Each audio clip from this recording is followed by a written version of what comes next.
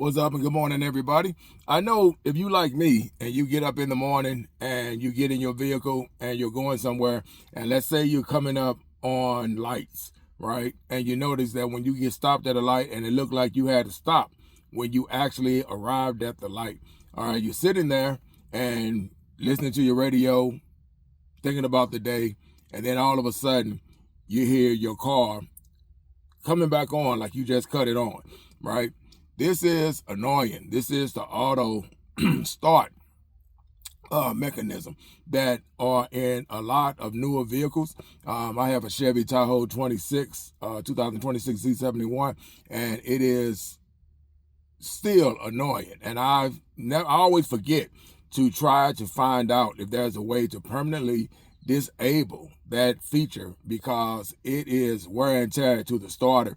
Believe it or not, if you live in an area where you constantly, only thing that's lucky for me is that I don't have to deal with a lot of lights because where we live at is mainly a lot of highway.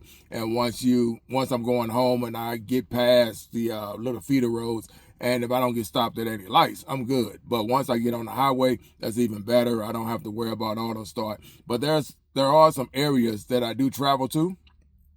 And if you forget, because it's not something that we dealt with. I'm 60 years old, and it's not something that we dealt with growing up. You know, you get in your car, you start it up, and that's it. You get out of it, you decide you want to leave it on, the car doesn't cut off like it does now. So there are a lot of things in these computers that they do with vehicles now that are kind of, it's a headache.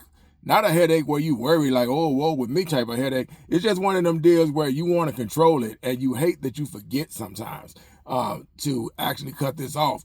So the only thing I can say when it comes to auto start, I looked it up and I seen where a young man was talking about there's a module that you can buy in order to hook. And I don't feel I want to spend money on that. It's not a big deal.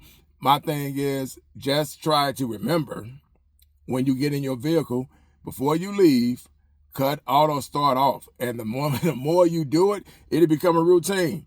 Before you leave, it's like putting your car in drive. You know you can't go anywhere unless you put the car in drive. So basically, if you put that in your mind and change it around, you'll just start remembering to always hit the auto start. My wife is very good at it. She hits auto start. As soon as we get in the vehicle, she can't stand it. It drives her crazy. So she will automatically hit that bad boy before we even take off.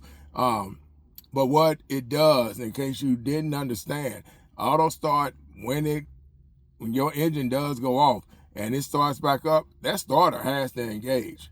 That's the only thing that makes sense to me. That starter has to engage. And everybody knows the more and more that you get in your car and you start it up, you're going to do things to it. Wear out the batteries, alternator, starter, lights, tires and everything. When you're driving on the road, they begin to go down. So, there's a lot of things that happen with a vehicle once you get in it. If it's sitting in the driveway, then you don't have to worry about it, right? It's just sitting in the driveway. If you're a homebound person and you use your car only for certain things. I know people that live in their homes and they only come out when they really have to do something, right? So that is a way that you could save a lot of wear and tear to your vehicle. But if you do, drive your vehicle, then these are the things you're going to have to face and deal with in time.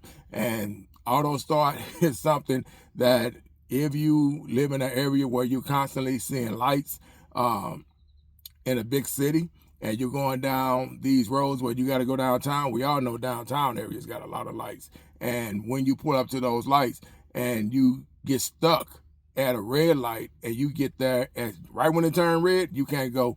Remember to cut your auto start off because that will go down and it's going to start back up. And when you hear it, I know me, it drives me crazy when I hear it. So it's just one of them deals. But I do try to practice now when I get in my vehicle to actually cut that bad boy off the minute I get in it and I'm out. So there you go. That is how you can handle auto start. I looked in my vehicle and I didn't see any. I can do everything else, but I cannot disable auto start. Don't understand why and who passed the test when they brought this up and who sign it off, but that is one of the craziest, and I think one of the dumbest and stupidest type of situations they could have came up with for your vehicle. That makes no sense to a lot of people. I'm not the only one. So auto start is a pain in the butt, but you can resolve the issue by just remembering, hit the button, cut it off, and there you go. With that said, I'm out. Y'all be cool. Peace.